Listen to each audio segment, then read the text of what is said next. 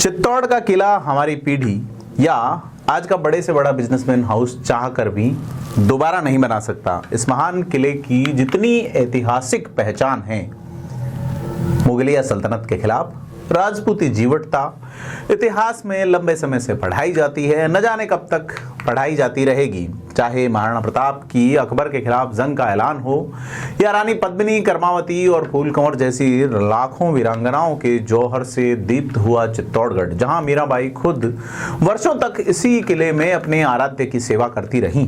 परंतु मजाल की इस दुर्ग की अस्मिता को, इसकी चेतना को या इस दुर्ग के वैभव को कोई मिटा सके। जिंदगी की भागदौड़ में शायद आपको अब ये ध्यान ना रहा हो कि चित्तौड़ का किला खतरे में है। जो किला मुगलिया सल्तनत से कभी खतरे में नहीं आया, वो आज नए साम्राज्यवादियों के आगे धूज रहा है। समय की मार उस पर आसपास की चूना पत्थर की खदानों में होने वाले विस्फोटों ने इस किले के अस्तित्व के लिए गंभीर चुनौतियां खड़ी कर दी हैं। चित्तौड़गढ़ किले को लेकर सुप्रीम कोर्ट ने एक महत्वपूर्ण फैसला सुनाया है कि अब इस चित्तौड़गढ़ किले के 5 किलोमीटर के दायरे में चूना पत्थर की खदानों में विस्फोट पर रोक होगी। राजस्थान की धरोहर ही राजस्थान का वजूद बचाए रख सकती है।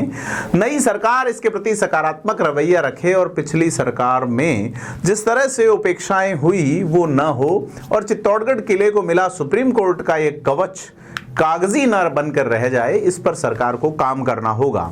चित्तौड़गढ़ किले ने अपनी भूमिका राजस्थान की अस्मिता को बचाए रखने में निभाई थी और आज ये किला खुद अपनी अस्मिता की तलाश में है, अपनी अस्मिता से संघर्ष कर रहा है, अस्मिता बचाने का संघर्ष कर रहा है।